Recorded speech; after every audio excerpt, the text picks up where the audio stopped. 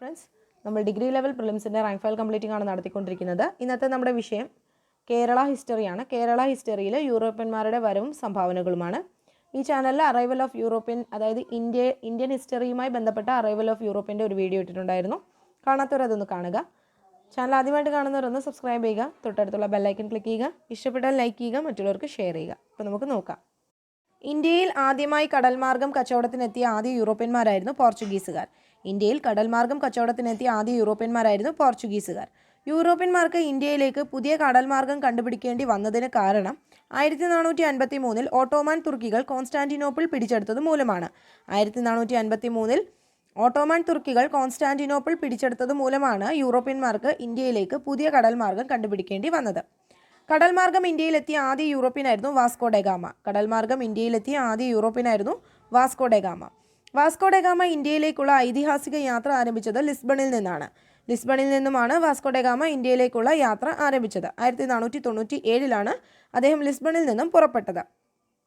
Vasco da gamma ആദ്യമായി ഇന്ത്യയിലെത്തിയത് 1498 1498 May 20 Vasco da gamma ഇന്ത്യയിൽ എത്തിയത്.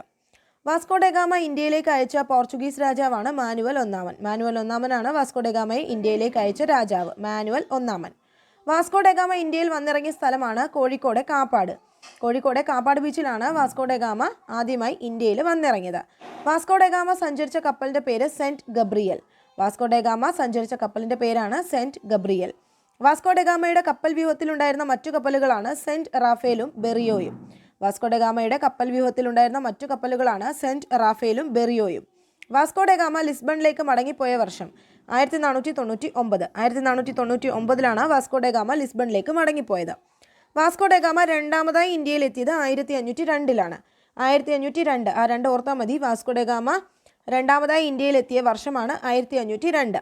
വാസ്കോ ഡെ ഗാമ മൂന്നാമതും അവസാനതുമായി ഇന്ത്യയിൽ എത്തിയത് 1524. അപ്പോൾ വാസ്കോ ഡെ ഗാമ രണ്ടാമതായത് എത്തിയത് 1502 മൂന്നാമത് വന്നു. പക്ഷേ അദ്ദേഹത്തിൻ്റെ അവസാനത്തെ വരവായിരുന്നു 1524. വാസ്കോ ഡെ ഗാമ പോർച്ചുഗീസ് വൈസ്രോയിയായി ഇന്ത്യയിൽ എത്തിയ വർഷമാണ് 1524. Vasco da Gama Portuguese viceroy ആയിട്ടായിരുന്നു 1524 ഇന്ത്യയിൽ എത്തിയത്. വാസ്കോ ഡെ ഗാമ അന്തരിച്ചത് 1524 ഡിസംബർ 24. ക്രിസ്മസിന് മുമ്പുള്ള ദിവസം എന്ന് ഓർത്താൽ മതി. 1524 ഡിസംബർ 24 അദ്ദേഹം അന്തരിച്ചത്. വാസ്കോ ഡെ ഗാമയുടെ ഭൗതിക ശരീരം അടക്കം ചെയ്ത പള്ളിയാണ് സെന്റ് ഫ്രാൻസിസ് പള്ളി, കൊച്ചി. സെന്റ് ഫ്രാൻസിസ് പള്ളി കൊച്ചിയിലാണ് വാസ്കോ ഡെ ഗാമയുടെ ഭൗതിക ശരീരം അടക്കം ചെയ്തത്.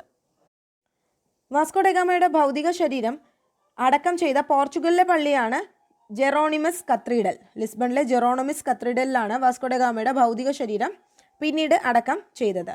വാസ്കോ ഡെ ഗാമ എന്ന സ്ഥലം ഗോവയിലാണ് ഉള്ളത്. വാസ്കോ ഡെ ഗാമ എന്ന സ്ഥലം ഗോവയിലാണ് സ്ഥിതി ചെയ്യുന്നത്. കടൽമാർഗം ഇന്ത്യയിലെത്തിയ ആദ്യ പോർച്ചുഗീസ് സഞ്ചാരിയായിരുന്നു പെറോഡോ കോവിൽഹ. പെറോഡോ കോവിൽഹ ആയിരുന്നു കടൽമാർഗം ഇന്ത്യയിൽ ആദ്യമായി എത്തിയ പോർച്ചുഗീസ് സഞ്ചാരി. പെറോഡ കോവിൽഹ അദ്ദേഹം ഇന്ത്യയിലെത്തിയ പോർച്ചുഗീസ് സഞ്ചാരിയായിരുന്നു. ആഫ്രിക്കയിലെ ശുഭപ്രതീക്ഷ മുനമ്പ് അഥവാ കേപ്പ് ഓഫ് ഗുഡ് ഹോപ്പിൽ ചുറ്റി സഞ്ചരിച്ച ആദ്യ പോർച്ചുഗീസ് നാവികനായിരുന്നു ബർത്തലോമിയോ ഡയസ്. ആഫ്രിക്കയിലെ ശുഭപ്രതീക്ഷ മുനമ്പ് അഥവാ കേപ്പ് ഓഫ് ഗുഡ് ഹോപ്പ് ചുറ്റി സഞ്ചരിച്ച ആദ്യ പോർച്ചുഗീസ് നാവികനായിരുന്നു ബർത്തലോമിയോ ഡയസ്.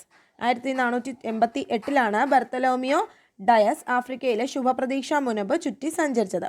വാസ്കോ ഡെ ഗാമയുടെ പിൻഗാമിയായി ഇന്ത്യയിലെത്തിയ പോർച്ചുഗീസ് നാവികനായിരുന്നു Pedro Alvares Cabral. Pedro Alvares Cabral Vasco da ഗാമയുടെ പിൻഗാമിയായി ഇന്ത്യയിലെത്തിയ പോർച്ചുഗീസ് നാവികനായിരുന്നു പെഡ്രോ അൽവാരസ് കബ്രാൾ.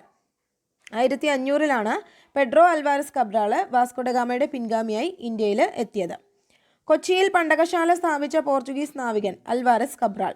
കൊച്ചിയിൽ പണ്ടകശാല സ്ഥാപിച്ചത് അൽവാരസ് കബ്രാളാണ്. ഇന്ത്യയിലെ ആദ്യത്തെ Portuguese viceroy Francisco de Almeida. ഇന്ത്യയിലെ ആദ്യത്തെ പോർച്ചുഗീസ് വൈസ്രോയിയാണ് ഫ്രാൻസിസ്കോ ഡി അൽമേഡ. ഇന്ത്യയിലെ ആദ്യത്തെ Portuguese viceroy Francisco de Almeida. അപ്പോൾ Vasco da Gama Portuguese viceroy ആയിട്ടായിരുന്നു ഇന്ത്യയിൽ എത്തിയതെങ്കിലും അദ്ദേഹം 1524 അന്തരിച്ചു. അപ്പോൾ ഇന്ത്യയിലെ ആദ്യത്തെ പോർച്ചുഗീസ് വൈസ്രോയി ആരാണ്? ഫ്രാൻസിസ്കോ ഡി അൽമേഡയായിരുന്നു. 1505 മുതൽ 1509 വരെയായിരുന്നു അദ്ദേഹത്തിൻ്റെ കാലഘട്ടം. ശക്തമായ നാവികപ്പടയെ വളർത്തിയെടുക്കുന്നതിലൂടെ സമുദ്ര മേധാവിത്വം സ്ഥാപിച്ച് പോർച്ചുഗീസ് വ്യാപാരം വളർത്തുക എന്ന നയത്തെയായിരുന്നു നീലജല നയം എന്ന് വിളിച്ചിരുന്നത്, അഥവാ ബ്ലൂ വാട്ടർ പോളിസി. ശക്തമായ നാവികപ്പടയെ വളർത്തിയെടുക്കുന്നതിലൂടെ സമുദ്ര മേധാവിത്വം സ്ഥാപിച്ച് പോർച്ചുഗീസ് വ്യാപാരം വളർത്തുക എന്ന നയത്തെയാണ് നീലജല നയം അഥവാ ബ്ലൂ വാട്ടർ പോളിസി എന്ന് പറയുന്നത്.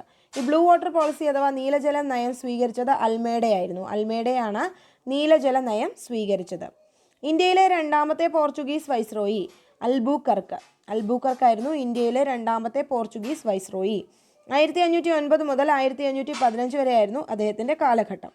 1509 മുതൽ 1515 വരെയായിരുന്നു. ഇന്ത്യയിലെ രണ്ടാമത്തെ പോർച്ചുഗീസ് വൈസ്രോയി ആയിരുന്നു അൽബൂക്കർക്ക്.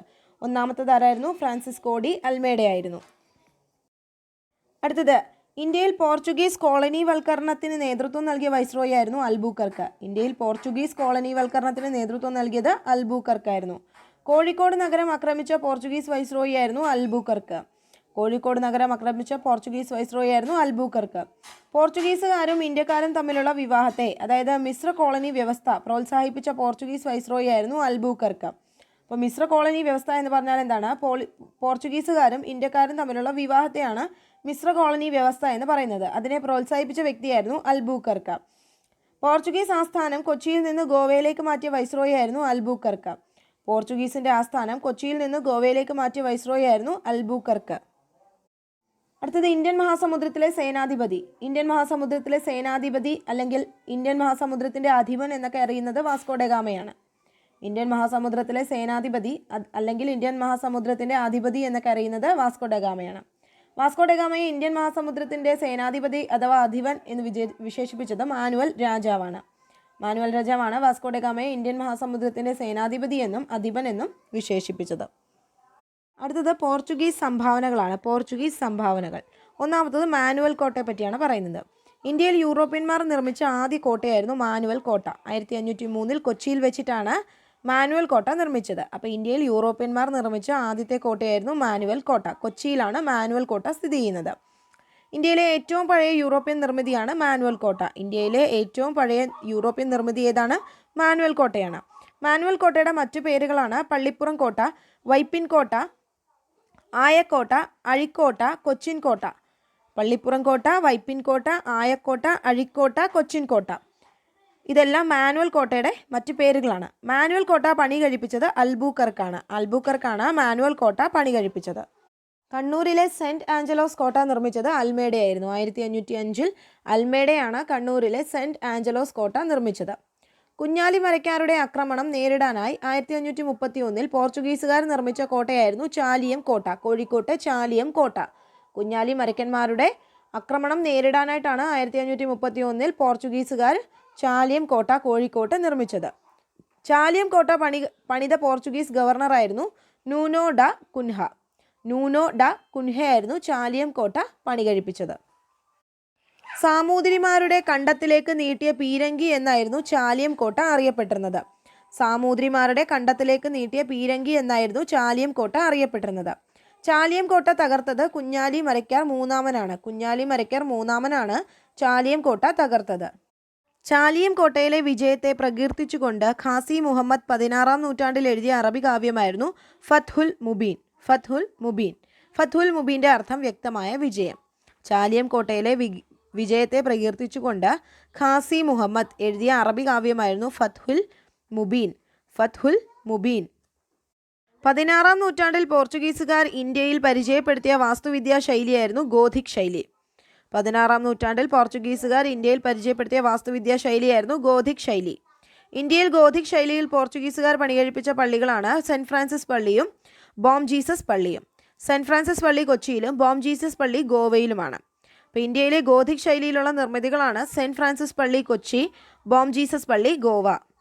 പോർച്ചുഗീസുകാർ ഇന്ത്യയിൽ നിർമ്മിച്ച ആദ്യ പള്ളിയായിരുന്നു സെൻറ്റ് ഫ്രാൻസിസ് പള്ളി കൊച്ചി.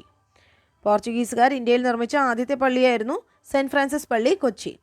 കേരളത്തിൽ പോർച്ചുഗീസുകാർ സ്ഥാപിച്ച ആദ്യ സെമിനാരിയായിരുന്നു വാരാപ്പുഴ. കേരളത്തിലെ പോർച്ചുഗീസുകാർ സ്ഥാപിച്ച ആദ്യ സെമിനാരിയായിരുന്നു വാരാപ്പുഴ. കൊച്ചി രാജാവായിരുന്ന വീര കേരളവർമ്മയ്ക്ക് പോർച്ചുഗീസുകാർ നിർമ്മിച്ചു നൽകിയ കൊട്ടാരമായിരുന്നു മട്ടാഞ്ചേരി പാലസ്. കൊച്ചി രാജാവായിരുന്ന വീര കേരളവർമ്മയ്ക്ക് പോർച്ചുഗീസുകാർ നിർമ്മിച്ചു കൊടുത്ത കൊട്ടാരമായിരുന്നു മട്ടാഞ്ചേരി പാലസ്. അത് 1555 പിന്നീട് ഡച്ചുകാർ പുതുക്കി പണിതതോടെ ഡച്ച് കൊട്ടാരം എന്നാണ് ഇത് അറിയപ്പെട്ടത്. 1663 അവരത് പുതുക്കി പണിഞ്ഞത്.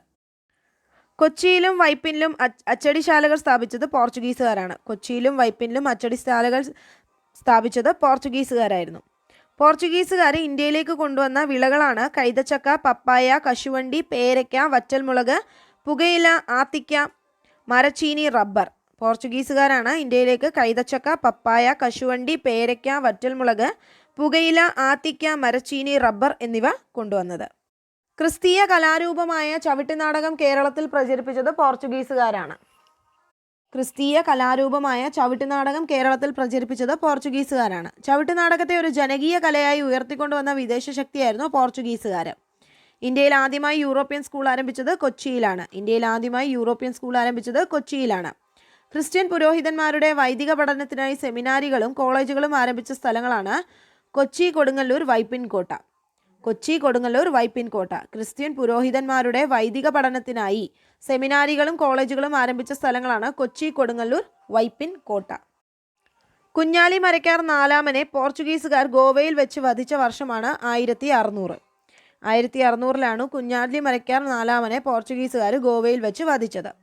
കുഞ്ഞാലി നാലാമനെ സാമൂതിരിയുടെ സമ്മതത്തോടുകൂടി യുദ്ധത്തിൽ പിടികൂടി ഗോവയിൽ കൊണ്ടുപോയി വധിച്ച് മൃതദേഹം വെട്ടിനുറുക്കി പല സ്ഥലങ്ങളായി പ്രദർശിപ്പിച്ചു. കുഞ്ഞാലി നാലാമനെ സാമൂതിരിയുടെ സമ്മതത്തോടുകൂടിയാണ് യുദ്ധത്തിൽ പിടികൂടി ഗോവയിൽ കൊണ്ടുപോയി വധിച്ച് മൃതദേഹം വെട്ടിനുറുക്കി പല കഷ്ണങ്ങളായി പ്രദർശിപ്പിച്ചത്.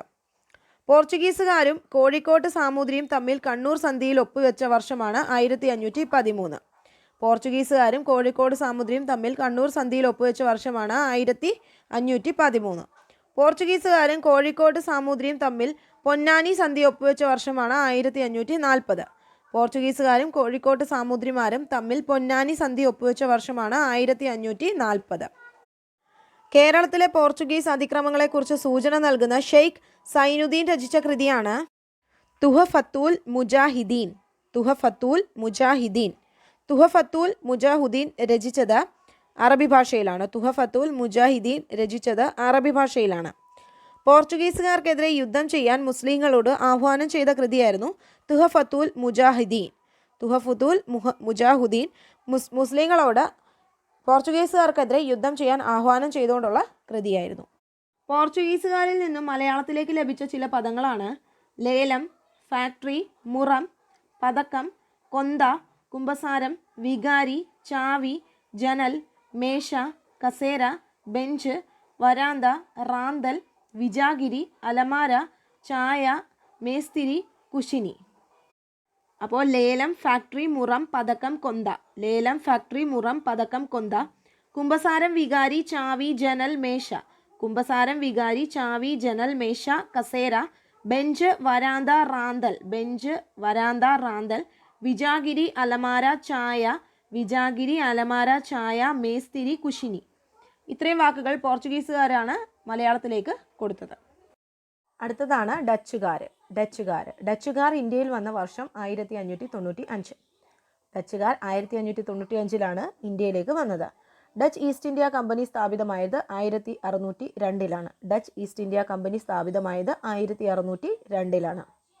ഡച്ചുകാരുടെ കപ്പൽ സമൂഹം ആദ്യമായി കേരളത്തിൽ വന്ന വർഷം 1604. ഡച്ചുകാരുടെ കപ്പൽ സമൂഹം 1604 കേരളത്തിലേക്ക് വന്നത്. ഡച്ചുകാർ കൊല്ലം പിടിച്ചടക്കിയ വർഷമാണ് 1658. 1658 ഡച്ചുകാർ കൊല്ലം പിടിച്ചടക്കി. ഡച്ചുകാർ ആരെ പരാജയപ്പെടുത്തിയാണ് കൊല്ലം പിടിച്ചെടുത്തത്? പോർച്ചുഗീസുകാരെ പരാജയപ്പെടുത്തിയിട്ടാണ് ഡച്ചുകാർ കൊല്ലം പിടിച്ചടക്കിയത്. ഡച്ചുകാർ പോർച്ചുഗീസുകാരിൽ നിന്നും കൊച്ചി പിടിച്ചെടുത്ത വർഷം 1663. 1663 ഡച്ചുകാർ കൊച്ചിയും പോർച്ചുഗീസുകാരുടെ കയ്യിൽ നിന്ന് പിടിച്ചെടുത്തു. ഡച്ചുകാർ പള്ളിപ്പുറം കോട്ട പിടിച്ചെടുത്ത വർഷം 1663. 1663 ഡച്ചുകാർ പള്ളിപ്പുറം കോട്ട പിടിച്ചെടുത്ത വർഷമാണ് 1663. 1663 ഡച്ചുകാർ സെന്റ് ആഞ്ചലോസ് കോട്ട പിടിച്ചെടുക്കുകയും പുതുക്കി പണിയുകയും ചെയ്തു. 1663 ഡച്ചുകാർ സെന്റ് ആഞ്ചലോസ് കോട്ട പിടിച്ചെടുക്കുകയും പുതുക്കി പണിയുകയും ചെയ്തു. പോർച്ചുഗീസുകാരെ പരാജയപ്പെടുത്തിയ ഡച്ച് അഡ്മിറൽ വാൻ ഗോയൂൻസ് ആണ് പോർച്ചുഗീസുകാരെ പരാജയപ്പെടുത്തിയ ഡച്ച് അഡ്മിറൽ. കുഷ്ഠരോഗികൾക്കായി ഡച്ചുകാർ ആശുപത്രി ആരംഭിച്ച പ്രദേശമാണ് പള്ളിപ്പുറത്ത് വെച്ചാണ് കുഷ്ഠരോഗികൾക്കായി ഡച്ചുകാർ ആശുപത്രി ആരംഭിച്ചത്. കോഴിക്കോട് സാമൂതിരിയും ഡച്ചുകാരും തമ്മിൽ ഒപ്പുവെച്ച സന്ധിയാണ് അഴീക്കോട് സന്ധി. കോഴിക്കോട് സാമൂതിരിയും ഡച്ചുകാരും തമ്മിൽ ഒപ്പുവെച്ച സന്ധിയാണ് അഴീക്കോട് സന്ധി. കോഴിക്കോട് സാമൂതിരിയും ഡച്ചുകാരും തമ്മിൽ ഒപ്പുവെച്ച സന്ധിയാണ് അഴീക്കോട് സന്ധി. 1661 1661 അഴീക്കോട് സന്ധിയുടെ വർഷം. പള്ളിപ്പുറം കോട്ട തിരുവിതാംകൂർ നാട്ടുരാജ്യത്തിന് കൈമാറിയ വർഷമാണ് 1798. പള്ളിപ്പുറം കോട്ട തിരുവിതാംകൂർ നാട്ടുരാജ്യത്തിന് കൈമാറിയ വർഷമാണ് 1798. പള്ളിപ്പുറം കോട്ട തിരുവിതാംകൂറിലേക്ക് കൈമാറി. അത് 1798 ഡച്ചുകാർ 18-ാം നൂറ്റാണ്ടിൽ ഗുരുവായൂരിൽ നിർമ്മിച്ച കോട്ടയായിരുന്നു ചേറ്റുവ കോട്ട. ഡച്ചുകാർ 18-ാം നൂറ്റാണ്ടിൽ ഗുരുവായൂരിൽ നിർമ്മിച്ച കോട്ടയായിരുന്നു ചേറ്റുവ കോട്ട. 1744 കൊച്ചിയിൽ ബോൾഗാട്ടി കൊട്ടാരം നിർമ്മിച്ചത് ഡച്ചുകാരാണ് ബോൾഗാട്ടി കൊട്ടാരം 1744 നിർമ്മിച്ചത്. ഡച്ചുകാരുടെ വാണിജ്യ കേന്ദ്രങ്ങൾ ഏതൊക്കെയായിരുന്നു? കൊച്ചിയും കൊല്ലവുമായിരുന്നു ഡച്ചുകാരുടെ വാണിജ്യ കേന്ദ്രങ്ങൾ. ഡച്ചുകാരുടെ പ്രധാന സംഭാവനകളായിരുന്നു ഉപ്പ് നിർമ്മാണവും, തുണിക്ക് ചായം മുക്കൽ, തെങ്ങ് കൃഷിക്ക് പ്രത്യേക പ്രോത്സാഹനവും, മെച്ചപ്പെട്ട തൈകളുടെ വിതരണവും, ഹോർത്തൂസ് മലബാറിക്കസ് എന്ന കൃതിയും. ഡച്ചുകാരുടെ പ്രധാന സംഭാവനകളായിരുന്നു ഉപ്പ് നിർമ്മാണം, തുണിക്ക് ചായം മുക്കൽ, തെങ്ങ് കൃഷിക്ക് പ്രത്യേക പ്രോത്സാഹനവും, മെച്ചപ്പെട്ട തൈകളുടെ വിതരണവും. ഡച്ച് ഭരണം കേരളത്തിൽ അവസാനിക്കാൻ കാരണമായ ഉടമ്പടിയായിരുന്നു മാവേലിക്കര ഉടമ്പടി. ഡച്ച് ഭരണം കേരളത്തിൽ അവസാനിച്ചത് മാവേലിക്കര ഉടമ്പടിയോട് കൂടിയാണ്. മാവേലിക്കര ഉടമ്പടിയിൽ ഒപ്പുവെച്ചത് മാർത്താണ്ഡവർമ്മയും ഡച്ചുകാരുമായിരുന്നു. ഡച്ചുകാരും മാർത്താണ്ഡവർമ്മയുമാണ് മാവേലിക്കര ഉടമ്പടി ഒപ്പുവെച്ചത്. മാവേലിക്കര ഉടമ്പടിയോടുകൂടിയാണ് ഡച്ച് ഭരണം കേരളത്തിൽ അവസാനിച്ചത്. 1753 മാവേലിക്കര ഉടമ്പടിയിൽ ഒപ്പുവെച്ചത്. 1753 മാവേലിക്കര ഉടമ്പടി വഴി തിരുവിതാംകൂറിന്റെ ആഭ്യന്തര കാര്യങ്ങളിൽ ഡച്ചുകാർ ഇടപെടരുതെന്നും തിരുവിതാംകൂർ മറ്റു രാജ്യങ്ങളുമായി യുദ്ധത്തിന് പുറപ്പെട്ടാൽ ഡച്ചുകാർ നിഷ്പക്ഷത പാലിക്കണമെന്നും ആയിരുന്നു വ്യവസ്ഥ. ഡച്ചുകാരിൽ നിന്നും 1789 ധർമ്മരാജാവ് വിലയ്ക്ക് വാങ്ങിയ കോട്ടകളായിരുന്നു കൊടുങ്ങല്ലൂർ കോട്ടയും പള്ളിപ്പുറം കോട്ടയും. ഡച്ചുകാരിൽ നിന്നും 1789 ധർമ്മരാജാവ് വിലയ്ക്ക് വാങ്ങിയ കോട്ടകളായിരുന്നു കൊടുങ്ങല്ലൂർ കോട്ടയും പള്ളിപ്പുറം കോട്ടയും. അടുത്തത് ഹോർത്തൂസ് മലബാറിക്കസ് ആണ്. മലബാറിലെ ഔഷധ സസ്യങ്ങളെപ്പറ്റി പ്രതിപാദിക്കുന്ന ഡച്ചുകാർ തയ്യാറാക്കിയ പുസ്തകമാണ് ഹോർത്തൂസ് മലബാറിക്കസ്. ഹോർത്തൂസ് മലബാറിക്കസ് എന്നാൽ എന്താണ്? മലബാറിലെ ഔഷധ സസ്യങ്ങളെപ്പറ്റി പ്രതിപാദിക്കുന്ന ഡച്ചുകാർ തയ്യാറാക്കിയ പുസ്തകമാണ് ഹോർത്തൂസ് മലബാറിക്കസ്. ഹോർത്തൂസ് മലബാറിക്കസ് എന്ന ഗ്രന്ഥം രചിച്ചത് അഡ്മിറൽ വാൻ റീഡ് ആണ് ഹോർത്തൂസ് മലബാറിക്കസ് എന്ന ഗ്രന്ഥം രചിച്ചത്. കേരള രാമം എന്നറിയപ്പെടുന്ന ഗ്രന്ഥമാണ് ഹോർത്തൂസ് മലബാറിക്കസ്.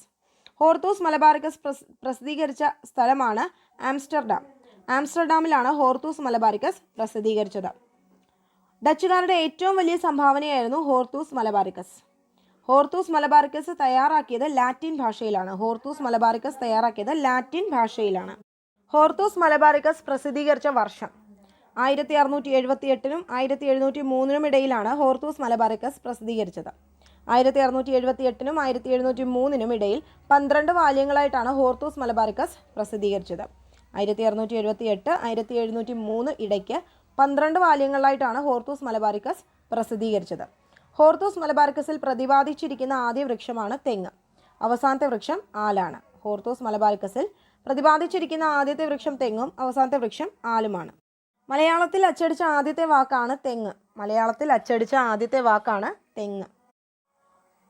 ഹോർത്തൂസ് മലബാറിക്കസിന്റെ രചനയിൽ സഹായിച്ച മലയാളി വൈദ്യനായിരുന്നു ഇട്ടി അച്യുതൻ എന്ന് പറഞ്ഞ വൈദ്യനാണ് ഹോർത്തൂസ് മലബാറിക്കസിന്റെ രചനയിൽ സഹായിച്ചത്.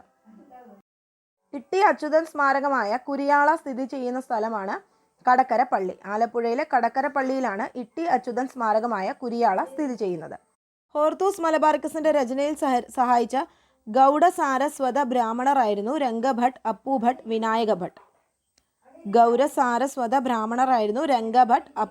വിനായകഭട്ട്. ഹോർത്തൂസ് മലബാറിക്കസിന്റെ രചനയിൽ സഹായിച്ച കാർമൽ പുരോഹിതനായിരുന്നു ജോൺ മാത്യൂസ്. ഫാദർ മാത്യൂസ് എന്നാണ് അറിയപ്പെടുന്നത്. ഹോർത്തൂസ് മലബാറിക്കസിന്റെ രചനയിൽ സഹായിച്ച കാർമൽ പുരോഹിതനായിരുന്നു ജോൺ മാത്യൂസ്. ഹോർത്തൂസ് മലബാറിക്കസിലെ ചിത്രങ്ങൾ വരച്ചതും ജോൺ മാത്യൂസ് ആണ്. ഹോർത്തൂസ് മലബാറിക്കസിന്റെ രചനയിൽ സഹായിച്ച പരിഭാഷകനായിരുന്നു ഇമ്മാനുവൽ കർനെയ്റോ.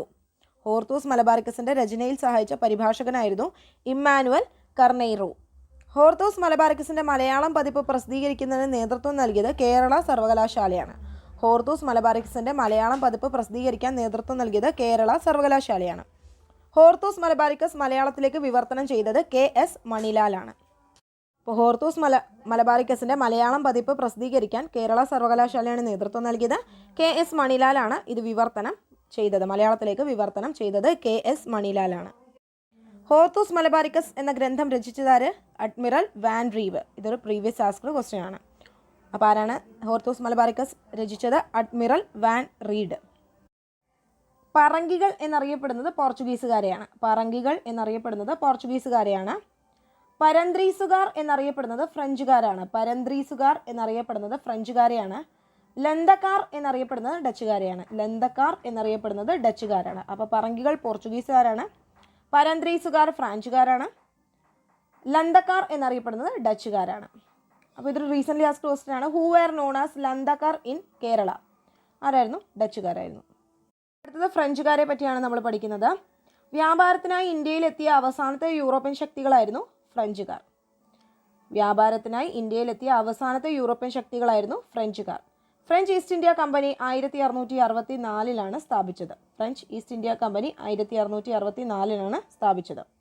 ഇന്ത്യയിലെ പ്രധാന ഫ്രഞ്ച് താവളങ്ങളായിരുന്നു മാഹി, കാരയ്ക്കൽ, യാനം, ചന്ദ്രനഗർ, പോണ്ടിച്ചേരി. മാഹി, കാരയ്ക്കൽ, യാനം, ചന്ദ്രനഗർ, പോണ്ടിച്ചേരി. ഇന്ത്യയിലെ പ്രധാന ഫ്രഞ്ച് താവളങ്ങളായിരുന്നു മാഹി, കാരയ്ക്കൽ, യാനം, ചന്ദ്രനഗർ, പോണ്ടിച്ചേരി. കേരളത്തിലെ ഫ്രഞ്ച് വ്യാപാര കേന്ദ്രം സ്ഥിതി ചെയ്തിരുന്നത് മാഹിയാണ്. മയ്യഴി. കേരളത്തിലെ ഫ്രഞ്ച് വ്യാപാര കേന്ദ്രം സ്ഥിതി ചെയ്തിരുന്നത് മാഹിയായിരുന്നു. മയ്യഴി എന്നും അറിയപ്പെടുന്നുണ്ട്. മാഹിയിൽ ഫ്രഞ്ച് ഈസ്റ്റ് ഇന്ത്യ കമ്പനി കോട്ട നിർമ്മിച്ചത് 1724. മാഹിയിൽ ഫ്രഞ്ച് ഈസ്റ്റ് ഇന്ത്യ കമ്പനി കോട്ട നിർമ്മിച്ചത് 1724. 1725 കടത്തനാട്ടു രാജാവിൽ നിന്നും മാഹി പിടിച്ചെടുക്കാൻ നേതൃത്വം നൽകിയ ഫ്രഞ്ച് ക്യാപ്റ്റനായിരുന്നു ബെർട്രാൻഡ് ഫ്രാങ്കോയിസ് മാഹി ഡിലെ ബോണേഴ്സ്. ബെർട്രാൻഡ് ഫ്രാങ്കോയിസ് മാഹി ഡിലെ ബോണേഴ്സ്. അപ്പോൾ 1725 കടത്തനാട്ടു രാജാവിൽ നിന്നും മാഹി പിടിച്ചെടുക്കാൻ നേതൃത്വം നൽകിയത് ആരായിരുന്നു? ബെർട്രാൻഡ് ഫ്രാങ്കോയിസ് മാഹി ഡിലെ ബോണേഴ്സ്. ഫ്രഞ്ചുകാർ ഇന്ത്യ വിട്ടുപോയ വർഷമാണ് 1954. 1954 ഫ്രഞ്ചുകാർ ഇന്ത്യ വിട്ട് പോയത്. ആണ് ഫ്രഞ്ചുകാരെ പറ്റി. ഇനി നമുക്ക് ബ്രിട്ടീഷുകാരെ പറ്റി നോക്കാം. കേരളത്തിൽ ആദ്യമായി വന്ന ഇംഗ്ലീഷുകാരനായിരുന്നു master Ralph Fitch. Master Ralph Fitch ആയിരുന്നു കേരളത്തിൽ വന്ന, അതായത് കേരളത്തിലെ കൊച്ചിയിൽ വന്ന ആദ്യത്തെ ഇംഗ്ലീഷുകാരൻ. അപ്പോൾ കേരളത്തിൽ ആദ്യമായി വന്ന ഇംഗ്ലീഷുകാരനാണ് master Ralph Fitch. English East India കമ്പനിയുടെ പ്രതിനിധിയായി എത്തി സാമൂതിരിയെ സന്ദർശിച്ച് വ്യാപാര ഉടമ്പടിയിൽ ഒപ്പുവെച്ചത് ക്യാപ്റ്റൻ കീലിംഗ് ആയിരുന്നു. 1615. 1615 ക്യാപ്റ്റൻ കീലിംഗ് ആണ് ഇംഗ്ലീഷ് ഈസ്റ്റ് ഇന്ത്യ കമ്പനിയുടെ പ്രതിനിധിയായി എത്തി സാമൂതിരിയെ സന്ദർശിച്ച് വ്യാപാര ഉടമ്പടിയിൽ ഒപ്പുവെച്ചത്. Captain Keeling. കേരളത്തിൻ്റെ ചരിത്രരേഖകളിൽ ഷീമ എന്നറിയപ്പെടുന്ന പ്രദേശമാണ് ഇംഗ്ലണ്ട്. ഷീമ എന്നറിയപ്പെടുന്ന പ്രദേശമാണ് ഇംഗ്ലണ്ട്. 1644 ഇംഗ്ലീഷുകാർ വിഴിഞ്ഞത്ത് ഒരു വ്യാപാരശാല നിർമ്മിച്ചത് ആരുടെ ഭരണകാലത്താണ്? രവിവർമ്മയുടെ ഭരണകാലത്ത്. രവിവർമ്മയുടെ ഭരണകാലത്താണ് ഇംഗ്ലീഷുകാർ വിഴിഞ്ഞത്ത് ഒരു വ്യാപാരശാല നിർമ്മിച്ചത്. 1644. ബ്രിട്ടീഷുകാരുമായി ഉടമ്പടി ഒപ്പുവെച്ച വേണാട് രാജാവായിരുന്നു രാമവർമ്മ. ബ്രിട്ടീഷുകാരുമായി ഉടമ്പടിയിൽ ഒപ്പുവെച്ച വേണാട് രാജാവായിരുന്നു രാമവർമ്മ. കൊച്ചിയിൽ ബ്രിട്ടീഷുകാർക്കെതിരെ പൊരുതിയ ധീരദേശാഭിമാനിയായിരുന്നു പാലിയത്തച്ചൻ. കൊച്ചിയിൽ ബ്രിട്ടീഷുകാർക്കെതിരെ പൊരുതിയ ധീരദേശാഭിമാനിയായിരുന്നു പാലിയത്തച്ചൻ. ബ്രിട്ടീഷ് ഇന്ത്യൻ മാതൃകയിൽ നിയമ സംവിധാനം ഏർപ്പെടുത്തിയ ദിവാനായിരുന്നു നഞ്ചപ്പയ്യ. ബ്രിട്ടീഷ് ഇന്ത്യൻ മാതൃകയിൽ നിയമ സംവിധാനം ഏർപ്പെടുത്തിയ ദിവാനായിരുന്നു നഞ്ചപ്പയ്യ. ബ്രിട്ടീഷ് ഇന്ത്യൻ മാതൃകയിൽ നിയമ സംവിധാനം ഏർപ്പെടുത്തിയ ദിവാനായിരുന്നു നഞ്ചപ്പയ്യ. തിരുവിതാംകൂറിൽ ആദ്യമായി ബ്രിട്ടീഷ് റെസിഡന്റിനെ നിയമിക്കുന്നത് ധർമ്മരാജയുടെ കാലത്താണ്. തിരുവിതാംകൂറിൽ ആദ്യമായി ബ്രിട്ടീഷ് റെസിഡന്റിനെ നിയമിക്കുന്നത് ധർമ്മരാജയുടെ കാലത്താണ്. തിരുവിതാംകൂറിലെ ആദ്യത്തെ ബ്രിട്ടീഷ് റെസിഡന്റ് ആയിരുന്നു കേണൽ മെക്കാളെ. Colonel Macaulay. 1795 1810 ആയിരുന്നു കാലഘട്ടം. 1795 1810 ആയിരുന്നു കേണൽ മെക്കാളയുടെ കാലഘട്ടം. തിരുവിതാംകൂർ പൂർണ്ണമായും ബ്രിട്ടീഷുകാരുടെ അധീനതയിലായ സമയത്തെ തിരുവിതാംകൂർ രാജാവായിരുന്നു അവിട്ടം തിരുനാൾ ബാലരാമവർമ്മ. തിരുവിതാംകൂർ പൂർണ്ണമായും ബ്രിട്ടീഷുകാരുടെ അധീനതയിലാവുമ്പോൾ ആ സമയത്തെ തിരുവിതാംകൂർ രാജാവായിരുന്നു അവിട്ടം തിരുനാൾ ബാലരാമവർമ്മ. അവിട്ടം തിരുനാൾ ബാലരാമവർമ്മയുടെ കാലഘട്ടത്താണ് തിരുവിതാംകൂർ പൂർണ്ണമായും ബ്രിട്ടീഷുകാരുടെ കയ്യിൽ ആകുന്നത്. തലശ്ശേരിക്കോട്ട നിർമ്മിച്ചത് ബ്രിട്ടീഷുകാരാണ്. തലശ്ശേരിക്കോട്ട നിർമ്മിച്ചത് ബ്രിട്ടീഷുകാരാണ്. 1708 1708 ബ്രിട്ടീഷുകാർ തലശ്ശേരിക്കോട്ട നിർമ്മിച്ചത്. 1790 ബ്രിട്ടീഷുകാർ സെൻറ്റ് ആഞ്ചലോ കോട്ടയുടെ നിയന്ത്രണം ഏറ്റെടുക്കുകയും മലബാറിലെ പ്രധാന സൈനിക കേന്ദ്രമാക്കി രൂപപ്പെടുത്തുകയും ചെയ്തു. 1790 ബ്രിട്ടീഷുകാർ സെൻറ്റ് ആഞ്ചലോസ് കോട്ടയുടെ നിയന്ത്രണം ഏറ്റെടുക്കുകയും മലബാറിലെ പ്രധാന സൈനിക കേന്ദ്രമാക്കി രൂപപ്പെടുത്തുകയും ചെയ്തു. അടുത്തത് ബ്രിട്ടീഷുകാരുടെ സംഭാവനകളാണ്. കേരളത്തിൽ സ്വയം പര്യാപ്തമായിരുന്ന ഗ്രാമീണ സമ്പദ് വ്യവസ്ഥ തകരാനുള്ള കാരണം ബ്രിട്ടീഷ് ഭരണക്കീഴിൽ വിദേശ വ്യാപാരം വൻതോതിൽ വർദ്ധിച്ചതാണ്. കേരളത്തിൽ സ്വയം പര്യാപ്തമായിരുന്ന ഗ്രാമീണ സമ്പദ് വ്യവസ്ഥ തകരാനുള്ള കാരണം ബ്രിട്ടീഷ് ഭരണത്തിന് കീഴിൽ വിദേശ വ്യാപാരം വൻതോതിൽ വർദ്ധിച്ചതാണ്. അപ്പോൾ ബ്രിട്ടീഷ് വ്യാപാരം അതായത് ബ്രിട്ടീഷുകാരുടെ കീഴിൽ വിദേശ വ്യാപാരം വൻതോതിൽ വർദ്ധിച്ചതാണ് കേരളത്തിൽ സ്വയം പര്യാപ്തമായിരുന്ന ഗ്രാമീണ സമ്പദ് വ്യവസ്ഥ തകർന്നത്. ബ്രിട്ടീഷ് ഭരണത്തിന് കീഴിൽ വിദേശ വ്യാപാരം വൻതോതിൽ ഉണ്ടായതുകൊണ്ടാണ് കേരളത്തിലെ സ്വയം പര്യാപ്തമായിരുന്ന ഗ്രാമീണ സമ്പദ് വ്യവസ്ഥ തകർന്നത്. ബ്രിട്ടീഷുകാർ കേരളത്തിൽ നിന്നും കയറ്റുമതി ചെയ്യുന്ന സാധനങ്ങളായിരുന്നു നാളികേരം, ശർക്കര, കശുവണ്ടി, കുരുമുളക്, അടയ്ക്ക, ഇരുമ്പയിര്. ബ്രിട്ടീഷുകാർ കേരളത്തിൽ നിന്നും കയറ്റുമതി ചെയ്യുന്ന സാധനങ്ങളായിരുന്നു നാളികേരം, ശർക്കര, കശുവണ്ടി, കുരുമുളക്, അടയ്ക്ക, ഇരുമ്പയിര്. കേരളത്തിൽ ഇറക്കുമതി ചെയ്തിരുന്ന സാധനങ്ങളായിരുന്നു തുണിത്തരങ്ങൾ, മണ്ണെണ്ണ, പുകയില, പഞ്ചസാര, ലോഹ ഉൽപ്പന്നങ്ങൾ. കേരളത്തിലേക്ക് ഇറക്കുമതി ചെയ്തിരുന്ന വസ്തുക്കളായിരുന്നു തുണിത്തരങ്ങൾ, മണ്ണെണ്ണ, പുകയില, പഞ്ചസാര, ലോഹ ഉൽപ്പന്നങ്ങൾ. വ്യാപാരം സുഗമമാക്കാൻ ബ്രിട്ടീഷുകാർ അവലംബിച്ച മാർഗമായിരുന്നു മലബാറിലും കൊച്ചിയിലും തിരുവിതാംകൂറിലും നിലനിന്നിരുന്ന വ്യാപാര നിയമങ്ങൾ ഭേദഗതി ചെയ്യുക എന്നുള്ളത്. അപ്പോൾ മലബാറിലും കൊച്ചിയിലും തിരുവിതാംകൂറിലും നിലനിന്നിരുന്ന വ്യാപാര നിയമങ്ങൾ ഇവർ ഭേദഗതി ചെയ്തു. എന്തിനു വേണ്ടിയാണ്? വ്യാപാരം സുഗമമാക്കാൻ വേണ്ടിയായിരുന്നു. അപ്പോൾ വ്യാപാരം സുഗമമാക്കാൻ വേണ്ടി ബ്രിട്ടീഷുകാർ എന്തു ചെയ്തു? മലബാറിലെയും കൊച്ചിയിലെയും തിരുവിതാംകൂറിലെയും നിലനിന്നിരുന്ന വ്യാപാര നിയമങ്ങളൊക്കെ ഭേദഗതി ചെയ്തു. വ്യാപാരം സുഗമമാക്കാൻ ഗതാഗത രംഗത്ത് അവലംബിച്ച വികസന പ്രവർത്തനങ്ങളായിരുന്നു റോഡ്, പാലം, റെയിൽപാളം എന്നിവ നിർമ്മിച്ചത്. റോഡ്, പാലം, റെയിൽപാളം എന്നിവ വ്യാപാരം സുഗമമാക്കാൻ വേണ്ടിയാണ് അവർ നിർമ്മിച്ചത്. കേരളത്തിലെ ആദ്യത്തെ റെയിൽപാത നിർമ്മിച്ചത് ബ്രിട്ടീഷുകാരാണ്. കേരളത്തിലെ ആദ്യത്തെ റെയിൽപാത 1761 ആണ് നിർമ്മിച്ചത്. ബേപ്പൂർ മുതൽ തിരൂർ വരെയായിരുന്നു. ബേപ്പൂർ മുതൽ തിരൂർ വരെ നീണ്ടു നിന്നതായിരുന്നു കേരളത്തിലെ ആദ്യത്തെ റെയിൽപാത. ഇത് നിർമ്മിച്ചത് ബ്രിട്ടീഷുകാരാണ്. 1761 അസംസ്കൃത വസ്തുക്കൾ കൊണ്ടുപോകുന്നതിനും വ്യവസായ ഉൽപ്പന്നങ്ങൾ വിദൂര ഗ്രാമങ്ങളിൽ പോലും എത്തിക്കുന്നതിനും റെയിൽവേ ബ്രിട്ടീഷുകാർ ഉപയോഗപ്പെടുത്തി. അപ്പോൾ ബ്രിട്ടീഷുകാർ എന്തിനു വേണ്ടിയാണ് റെയിൽപാത നിർമ്മിച്ചത്? അസംസ്കൃത വസ്തുക്കൾ കൊണ്ടുപോകാനും വ്യവസായ ഉൽപ്പന്നങ്ങൾ വിദൂര ഗ്രാമങ്ങളിൽ പോലും എത്തിക്കുന്നതിനു വേണ്ടിയാണ് റെയിൽവേ ബ്രിട്ടീഷുകാർ ഉപയോഗപ്പെടുത്തിയത്. ചരക്ക് ഗതാഗതം സുഗമമാക്കാൻ തുറമുഖങ്ങൾ വികസിപ്പിച്ച പ്രദേശങ്ങളായിരുന്നു കൊച്ചി, കോഴിക്കോട്, ആലപ്പുഴ. കൊച്ചി, കോഴിക്കോട്, ആലപ്പുഴ എന്നിവയിൽ തുറമുഖങ്ങൾ വികസിപ്പിച്ചു. എന്തിനു വേണ്ടി? ചരക്ക് ഗതാഗതം സുഗമമാക്കാൻ. അപ്പോൾ ചരക്ക് ഗതാഗതം സുഗമമാക്കാൻ വേണ്ടി കൊച്ചി, കോഴിക്കോട്, ആലപ്പുഴ എന്നീ സ്ഥലങ്ങളിൽ തുറമുഖങ്ങൾ വികസിപ്പിച്ചു. അടുത്തത് കാർഷിക മേഖലയിലെ വാണിജ്യവൽക്കരണം. കാർഷിക മേഖലയിലെ വാണിജ്യവൽക്കരണം. ബ്രിട്ടീഷുകാർ പ്രോത്സാഹിപ്പിച്ച കൃഷിരീതിയായിരുന്നു കമ്പോളത്തെ ലക്ഷ്യമാക്കിയുള്ള കൃഷിരീതി. ബ്രിട്ടീഷുകാർ കമ്പോളത്തെ ലക്ഷ്യമാക്കിയുള്ള കൃഷിരീതിയാണ് പ്രോത്സാഹിപ്പിച്ചത്. നെല്ലിന് പകരമായി വൻതോതിൽ കൃഷി ചെയ്ത വിളയായിരുന്നു തെങ്ങ്. അപ്പോൾ നെല്ലിന് പകരമായി തെങ്ങ് കൃഷി ചെയ്യാനാണ് അവർ ഫോഴ്സ് ചെയ്തത്. കേരളത്തിൽ ഭക്ഷ്യക്ഷാമം പടർന്നു പിടിക്കാൻ കാരണം നെല്ലിൻ്റെ ഉൽപ്പാദനം കുറഞ്ഞതാണ്. കേരളത്തിൽ ഭക്ഷ്യക്ഷാമം പടർന്നു പിടിക്കാൻ കാരണം നെല്ലിൻ്റെ ഉൽപ്പാദനം കുറഞ്ഞതായിരുന്നു. ഭക്ഷ്യക്ഷാമം പരിഹരിക്കാൻ കേരളത്തിൽ വ്യാപകമായി കൃഷി ചെയ്തത് മരച്ചീനിയാണ്. ഭക്ഷ്യക്ഷാമം പരിഹരിക്കാൻ വേണ്ടി കേരളത്തിൽ വ്യാപകമായി മരച്ചീനിയാണ് കൃഷി ചെയ്തത്. മലയോര പ്രദേശങ്ങളിൽ വൻതോതിൽ തോട്ടങ്ങളിലായി കൃഷി ചെയ്ത വാണിജ്യ വിളകളായിരുന്നു കാപ്പി, തേയില, ഏലം, റബ്ബർ. മലയോര പ്രദേശങ്ങളിൽ വൻതോതിൽ തോട്ടങ്ങളായി കൃഷി ചെയ്തിരുന്ന വാണിജ്യ വിളകളായിരുന്നു കാപ്പി, തേയില, ഏലം, റബ്ബർ എന്നിവ. മലബാറിൽ തേക്കുമരങ്ങൾ വെച്ചുപിടിപ്പിക്കാൻ കൊനോലിയ ചുമതലപ്പെടുത്തിയ കളക്ടറായിരുന്നു ഹെൻറി വാലന്റൈൻ. നിലമ്പൂരിൽ തേക്ക് വെച്ച് പിടിപ്പിച്ച 1500 ഏക്കർ അറിയപ്പെടുന്നത് കൊനോലി പ്ലോട്ട് എന്നാണ്. കൊനോലി ആണല്ലോ ഈ തേക്ക് മരം വെച്ച് പിടിപ്പിക്കാനായിട്ട് ഓർഡർ ചെയ്തത്. അപ്പോൾ നിലമ്പൂരിലെ തേക്ക് വെച്ച് പിടിപ്പിച്ച 1500 ഏക്കർ അറിയപ്പെടുന്നത് കൊനോലി പ്ലോട്ട് എന്നാണ്. തോട്ട വ്യവസായം ആരംഭിച്ച പ്രദേശങ്ങളായിരുന്നു വയനാടും ഇടുക്കിയും. തോട്ട വ്യവസായം വയനാട്, ഇടുക്കി എന്നീ സ്ഥലങ്ങളിലാണ് ആരംഭിച്ചത്. കേരളത്തിലെ പ്രധാനപ്പെട്ട തോട്ട വ്യവസായ മേഖലകളായിരുന്നു Murdoch Brown, Kannan Devan company, Malayalam plantations. Murdoch Brown, Kannan Devan company, Malayalam plantations. കേരളത്തിലെ പ്രധാനപ്പെട്ട തോട്ട വ്യവസായ മേഖലകളായിരുന്നു Murdoch Brown, Kannan Devan company, Malayalam plantations. വെളിച്ചെണ്ണ വ്യവസായത്തിൻ്റെ പ്രധാന കേന്ദ്രം ആലപ്പുഴയായിരുന്നു. ആലപ്പുഴയിൽ കയർ ഫാക്ടറി സ്ഥാപിച്ചത് ജെയിംസ് ഡാറയാണ്. ആലപ്പുഴയിൽ കയർ ഫാക്ടറി ആരംഭിച്ചത് 1859 1859 ആലപ്പുഴയിൽ കയർ ഫാക്ടറി സ്ഥാപിച്ചത് ജെയിംസ് ഡാറയായിരുന്നു. കൊനോലി പ്ലോട്ട് എന്തുമായി ബന്ധപ്പെട്ടതാണ്? തേക്ക് തോട്ടം. ഇത് Devaswom board strong room guard 2020 ചോദിച്ചതാണ്. കൊനോലി പ്ലോട്ട് എന്തുമായി ബന്ധപ്പെട്ടിരിക്കുന്നു? തേക്കും തോട്ടം.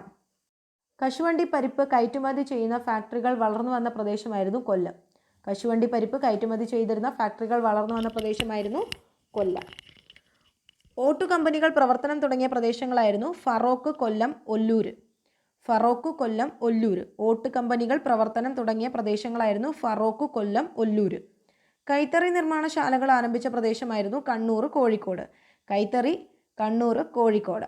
കശുവണ്ടി പരിപ്പ് കയറ്റുമതി ചെയ്തിരുന്നത് കൊല്ലത്ത് നിന്നായിരുന്നു. ഓട്ട് കമ്പനികളുടെ പ്രവർത്തനം ആരംഭിച്ചത് ഫറോക്ക്, കൊല്ലം, ഒല്ലൂരായിരുന്നു. കൈത്തറി നിർമ്മാണശാലകൾ കണ്ണൂർ, കോഴിക്കോട്. ബീഡി തെറുക്കുന്ന കമ്പനികൾ പ്രവർത്തനം ആരംഭിച്ച കാലഘട്ടം 20-ാം നൂറ്റാണ്ട്. 20-ാം നൂറ്റാണ്ടിലാണ് ബീഡി തെറുക്കുന്ന കമ്പനികൾ പ്രവർത്തനം ആരംഭിച്ചത്.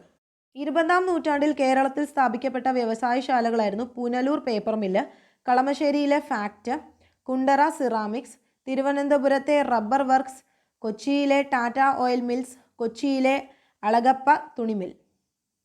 പുനലൂർ പേപ്പർ മിൽ, കളമശ്ശേരിയിലെ ഫാക്ട്, കുണ്ടറ സിറാമിക്സ്, തിരുവനന്തപുരത്തെ റബ്ബർ വർക്ക്സ്, കൊച്ചിയിലെ ടാറ്റ ഓയിൽ മിൽസ്, അതുപോലെ തന്നെ കൊച്ചിയിലെ അളഗപ്പ തുണിമിൽ. കേരളത്തിൽ ആദ്യമായി രൂപം കൊണ്ട സ്വകാര്യ ബാങ്ക് ആയിരുന്നു നെടുങ്ങാടി ബാങ്ക്. കേരളത്തിലെ ആദ്യത്തെ രൂപം കൊണ്ട സ്വകാര്യ ബാങ്ക് ആയിരുന്നു നെടുങ്ങാടി ബാങ്ക്. കേരളത്തിൽ നിലവിൽ വന്ന മറ്റ് സ്വകാര്യ ബാങ്കുകളായിരുന്നു imperial bank, Indian national bank, chartered bank. കേരളത്തിൽ നിലവിൽ വന്ന മറ്റ് സ്വകാര്യ ബാങ്കുകളായിരുന്നു imperial bank, Indian national bank, chartered bank. കേരളത്തിലെ ആദ്യത്തെ ബാങ്ക് ഏതായിരുന്നു? നെടുങ്ങാടി ബാങ്ക് ആയിരുന്നു. ഇനി സാംസ്കാരിക മേഖലയിലെ ബ്രിട്ടീഷ് സ്വാധീനം. സാംസ്കാരിക മേഖലയിലെ ബ്രിട്ടീഷ് സ്വാധീനം. മലയാളത്തിൽ വ്യാകരണ ഗ്രന്ഥങ്ങളും നിഘണ്ടുവും തയ്യാറാക്കുന്നതിന് കൂടുതൽ താല്പര്യം പ്രകടിപ്പിച്ചിരുന്നത് ജെസ്യൂട്ട് മിഷണറിമാരാണ്. ജെസ്യൂട്ട് മിഷണറിമാരാണ് മലയാളത്തിൽ വ്യാകരണ ഗ്രന്ഥങ്ങളും നിഘണ്ടുവും തയ്യാറാക്കുന്നതിന് കൂടുതൽ താല്പര്യം പ്രകടിപ്പിച്ചത്. മലയാളത്തിലെ ആദ്യത്തെ വ്യാകരണ ഗ്രന്ഥം തയ്യാറാക്കിയത് ആഞ്ചലോസ് ഫ്രാൻസിസ് ആണ്. ആഞ്ചലോസ് ഫ്രാൻസിസ് ആണ് മലയാളത്തിലെ ആദ്യത്തെ വ്യാകരണ ഗ്രന്ഥം തയ്യാറാക്കിയത്. മലയാളത്തിലെ ആദ്യത്തെ നിഘണ്ടു രൂപപ്പെടുത്തിയത് അർണോസ് പാതിരിയാണ്. മലയാളത്തിലെ ആദ്യത്തെ നിഘണ്ടു രൂപപ്പെടുത്തിയത് അർണോസ് പാതിരിയാണ്. മലയാളത്തിൽ അച്ചടിച്ച ആദ്യത്തെ സമ്പൂർണ്ണ ഗ്രന്ഥമായിരുന്നു സംക്ഷേപ വേദാർത്ഥം. സംക്ഷേപ വേദാർത്ഥം. മലയാളത്തിൽ അച്ചടിച്ച ആദ്യത്തെ സമ്പൂർണ്ണ ഗ്രന്ഥമായിരുന്നു സംക്ഷേപ വേദാർത്ഥം. ഇംഗ്ലീഷ് മലയാളം നിഘണ്ടു തയ്യാറാക്കിയത് ബെഞ്ചമിൻ ബെയ്ലിയാണ്. ഇംഗ്ലീഷ് മലയാളം നിഘണ്ടു തയ്യാറാക്കിയത് ബെഞ്ചമിൻ ബെയ്ലിയാണ്. മലയാളം ഇംഗ്ലീഷ് നിഘണ്ടു തയ്യാറാക്കിയത് ഡോക്ടർ ഹെർമൻ ഗുണ്ടർട്ടാണ്. ഡോക്ടർ ഹെർമൻ ഗുണ്ടർട്ടാണ് മലയാളം ഇംഗ്ലീഷ് നിഘണ്ടു തയ്യാറാക്കിയത്. മലയാളത്തിലെ ആദ്യത്തെ പത്രങ്ങളായ രാജസമാചാരം, പശ്ചിമോദയം എന്നിവ പ്രസിദ്ധപ്പെടുത്തിയത് ഡോക്ടർ ഹെർമൻ ഗുണ്ടർട്ടാണ്. ഡോക്ടർ ഹെർമൻ ഗുണ്ടർട്ടാണ് മലയാളം ഇംഗ്ലീഷ് നിഘണ്ടുവും തയ്യാറാക്കിയത്. മലയാളത്തിലെ ആദ്യത്തെ പത്രങ്ങളായ രാജസമാചാരവും പശ്ചിമോദയം എന്നിവ പ്രസിദ്ധീകരിച്ചത് ഡോക്ടർ ഹെർമൻ ഗുണ്ടർട്ടായിരുന്നു. കേരളത്തിലെ വിദ്യാഭ്യാസ പ്രവർത്തനങ്ങളിൽ നേതൃത്വപരമായ പങ്കുവഹിച്ച മിഷണറിമാരായിരുന്നു വരാപ്പുഴ ആർച്ച് ബിഷപ്പായി സേവനം അനുഷ്ഠിച്ച doctor Bernardine Baccinelli, reverend Mead, reverend Dawson, reverend Habeek. Varappuzha arch ബിഷപ്പായി സേവനം അനുഷ്ഠിച്ച doctor Bernardine Baccinelli, reverend Mead, reverend Dawson, reverend Habeek. കേരളത്തിലെ വിദ്യാഭ്യാസ പ്രവർത്തനങ്ങളിൽ നേതൃത്വപരമായി പങ്കുവഹിച്ച മിഷണറിമാരായിരുന്നു doctor Bernardine Baccinelli, reverend Mead, reverend Dawson, reverend Habeek. വസൂരി തടയാനുള്ള കുത്തിവയ്പ് ആദ്യം നടത്തിയത് മലബാറിലാണ്. ആധുനിക വൈദ്യത്തിന് പ്രാധാന്യം കൽപ്പിച്ചത് ബ്രിട്ടീഷ് ഭരണത്തോടെയാണ്. കേരളത്തിൽ സർക്കാർ ആശുപത്രികൾ ആരംഭിച്ചത് മലബാർ, തിരുവിതാംകൂർ, കൊച്ചിയിലായിരുന്നു. അടുത്തത് റെസിഡന്റ് ദിവാൻ എന്ന ഹെഡിങ്ങോട് കൂടിയാണ്. റാണി ഗൗരി ലക്ഷ്മി ഭായിയുടെ കാലഘട്ടത്തിൽ തിരുവിതാംകൂറിൽ ബ്രിട്ടീഷ് റെസിഡന്റായി നിയമിതനായത് കേണൽ ജോൺ മൺറോ ആയിരുന്നു. റാണി ഗൗരി ലക്ഷ്മി ഭായിയുടെ കാലഘട്ടത്തിൽ തിരുവിതാംകൂറിൽ ബ്രിട്ടീഷ് റെസിഡന്റായി നിയമിതനായത് ആരായിരുന്നു? Colonel John Munro. ഉമ്മിണി തമ്പിക്ക് ശേഷം തിരുവിതാംകൂറിൽ ദിവാനായത് കേണൽ മൺറോ ആയിരുന്നു. തിരുവിതാംകൂറിലെ ആദ്യ യൂറോപ്യൻ ദിവാനായിരുന്നു കേണൽ മൺറോ. തിരുവിതാംകൂറിലെ ആദ്യ റെസിഡന്റ് ദിവാനായിരുന്നു കേണൽ മൺറോ. കൊച്ചിയിലെ ആദ്യത്തെ ദിവാനായിരുന്നു കേണൽ മൺറോ. കൊച്ചിയിലെ ആദ്യത്തെ ദിവാനും കേണൽ മൺറോ ആയിരുന്നു. കൊച്ചി ഭരണം ആധുനിക രീതിയിൽ ഉടച്ചു വാർത്ത ബ്രിട്ടീഷ് റെസിഡന്റ് ആയിരുന്നു കേണൽ മൺറോ. കൊച്ചി ഭരണം ആധുനിക രീതിയിൽ ഉടച്ചു വാർത്ത ബ്രിട്ടീഷ് റെസിഡന്റ് കേണൽ മൺറോ ആയിരുന്നു. തിരുവിതാംകൂറിലും കൊച്ചിയിലും ദിവാനായിരുന്ന ബ്രിട്ടീഷുകാരനായിരുന്നു കേണൽ മൺറോ. ക്രിസ്തുമതം സ്വീകരിച്ച സ്ത്രീകൾക്ക് ബ്ലൗസ് ധരിക്കാൻ അനുവാദം നൽകിയ തിരുവിതാംകൂർ ദിവാനായിരുന്നു കേണൽ മൺറോ. ക്രിസ്തുമതം സ്വീകരിച്ച സ്ത്രീകൾക്ക് ബ്ലൗസ് ധരിക്കാനുള്ള അനുവാദം നൽകിയ തിരുവിതാംകൂർ ദിവാനായിരുന്നു കേണൽ മൺറോ. അപ്പോൾ ഇത്രയുമാണ് യൂറോപ്യന്മാരുടെ ആഗമനവും അവരുടെ സംഭാവനകളും കേരള ഹിസ്റ്ററിയിൽ റാങ്ക് ഫയലിൽ തന്നിരിക്കുന്നത്. നമുക്ക് അടുത്ത വീഡിയോയിൽ അടുത്ത ടോപ്പിക്കുമായിട്ട് കാണാം.